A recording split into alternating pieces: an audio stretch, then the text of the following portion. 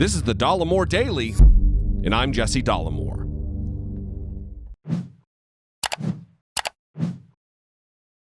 As a nation, we have collectively witnessed the steady march of Donald Trump and his regressive policies. It's been meandering in path, but certainly not an objective. Other than trying to indiscriminately reverse each and every policy achievement of Barack Obama, Donald Trump has also set a course for himself that involves appealing to the devious whims of a cross-section of our country that is made up of the most prejudiced, hateful, and ignorant of all of us. A newly politically emboldened cross-section that chants for the persecution of political opponents, screams with seething anger, attacking the constitutionally protected free press.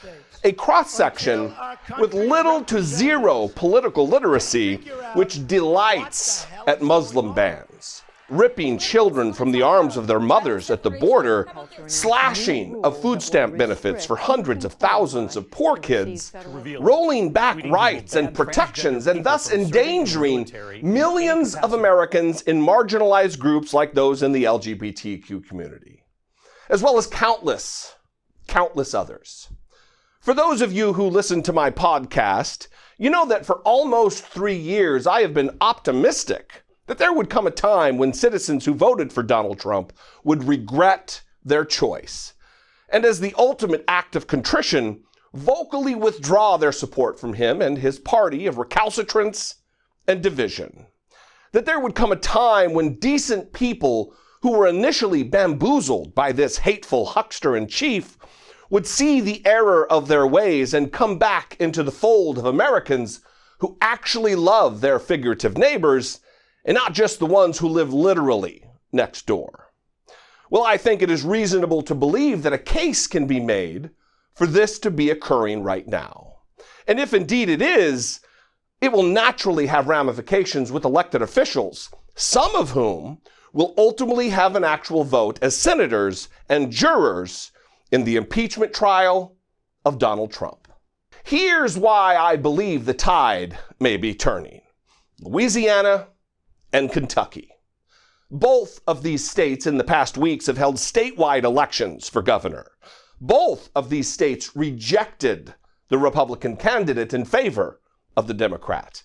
And both of these states voted overwhelmingly for Donald Trump in 2016. Most recently, last week, Louisiana chose John Bel Edwards over Republican Eddie Rispone, or as locals nicknamed him, Phony Rispone.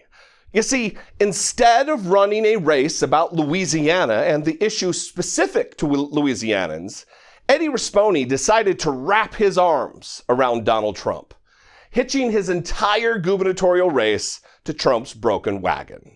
He did the math and decided that Trump was so popular, he would carry himself to the governor's office solely on his coattails. Both Trump and Rispone counted on this flawed calculation. So Trump took a look, so you got to give me a big win, please, okay? Okay? Awesome. Thank you, Mr. President. Thank you for being here. Louisiana, we are Trump country.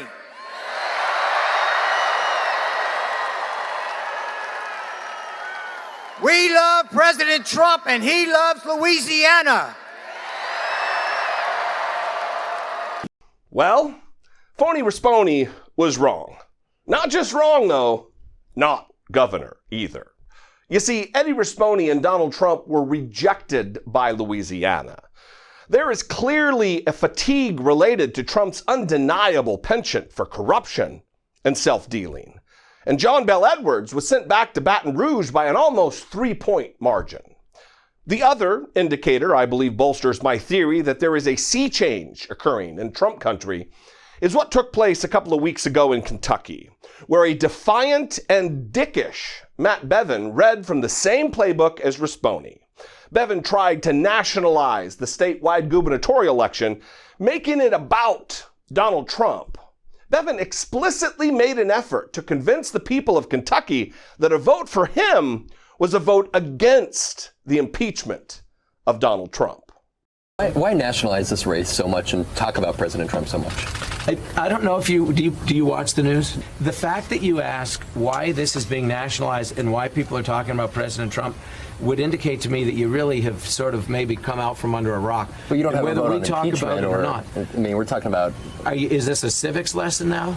You think I don't understand what the role is? Talk to the average person. Ask the next 100 people who come in here if they care about this impeachment process. And they will tell you, almost to a person, that they do. Because they find it to be a charade. It's an absolute sham. Do you see what I mean about defiant and dickish? Yikes.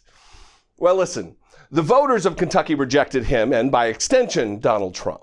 They clearly weren't ready for 4 more years of Bevin, and by virtue of that rejection, there is clearly a weariness of Donald Trump's failures and constant barrage of scandal-driven headlines. Now, Bevin lost to Democrat Andy Beshears by a far slimmer margin than John Bel Edwards in Louisiana. Less than 0.5% separated them. But, let's put that in context. A context which I believe only reinforces what I believe about the slow but steady evaporation of support for Donald Trump.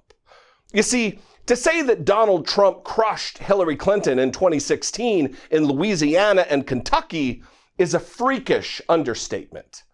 Donald Trump wiped the floor with Clinton in Louisiana, sweeping the state by almost 20 points. That is a landslide. For many reasons, both legitimate and illegitimate, the voters in the Pelican State chose Donald Trump over Hillary Clinton. And the results were even more stark and remarkable in Kentucky, where Donald Trump eviscerated Hillary Clinton by damn near 30 points. 30 points. A 30-point margin of victory is the kind of win that indicates a voter mindset that doesn't reverse itself in a matter of months, unless something is very, very wrong. And we all know quite well that something is indeed very wrong in America right now. Assuming the House of Representatives does the right thing and votes to forward articles of impeachment against Donald Trump to the Senate for trial, the country needs 20 Republicans to do the right thing. We need 20 Republicans to put their country ahead of their party and vote to remove Donald Trump through the constitutionally outlined process of impeachment and removal. And these recent gubernatorial results in these Trump stronghold states give me a glimmer of hope as to what is beginning to happen and to what we can possibly expect. You see, trust me that Republican senators are paying very close attention to these elections. They are seeing that Donald Trump doesn't hold the same sway with the voters that he once did. I mean, if Trump-tied, nationalized governor races are being lost in states which were won in 2016 by 20 and 30 points, what does that spell for states with Republican senators which Trump won in 2016 by fewer than 10 points? Arizona, Florida, Georgia, Iowa, North Carolina, Ohio, and Texas all went to Donald Trump by 9.4% margins or smaller, and again, they all have one, and in most cases, 2 Republican senators. And how nervous do you think Republican senators are feeling right now who represent states where Clinton won in 2016 and aren't going to flip red under any circumstance while Donald Trump is on the ballot? States like Maine and Colorado. There is a path forward for the impeachment and removal of Donald Trump. Public opinion drives what these elected Republicans believe. They aren't leaders or noble or statesmen driven by deeply held principles. They are self-interested and care only about retaining the power they currently hold. As soon as they see that the public opinion is shifting in a tidal wave against Donald Trump, they will flee like filthy rats off a sinking ship. And rest assured that public opinion is shifting. Yesterday, a new poll from ABC Ipsos revealed how Americans are feeling right now about Donald Trump and his possible impeachment after the first full week of public hearings in the House. An overwhelming 70% of Americans think President Donald Trump's request to a foreign leader to investigate his political rival, which sits at the heart of the House of Representatives impeachment inquiry, was wrong, a new ABC News Ipsos poll finds. Overall, 58% of Americans say they are following the hearings very closely or somewhat closely, 21% and 37% respectively. And 21% say they made up their minds about impeachment after the first week of public hearings. Among those who said this, 60% think that Trump should be impeached and removed from office. Of those following the House impeachment hearings very closely, 67% think Trump's actions were wrong and he should be impeached and removed from office. So public opinion is shifting, especially when people are paying attention to the evidence that is being exposed in the course of the public impeachment hearings. And again, Republican senators are absolutely paying attention to this. Look, we might not be there yet, and that's okay because the vote for removal of Donald Trump at the conclusion of his impending impeachment trial in the Senate isn't being held today.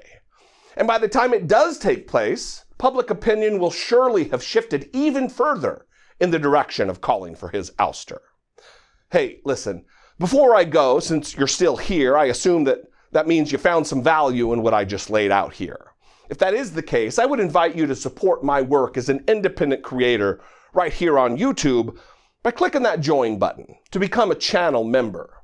You can pick your level of support, which starts at less than $2 a month, and take part in the rewards that are there. But more importantly than rewards, you can know that you are helping in a very big way to support independent media just like this. Thanks for considering it. I appreciate you.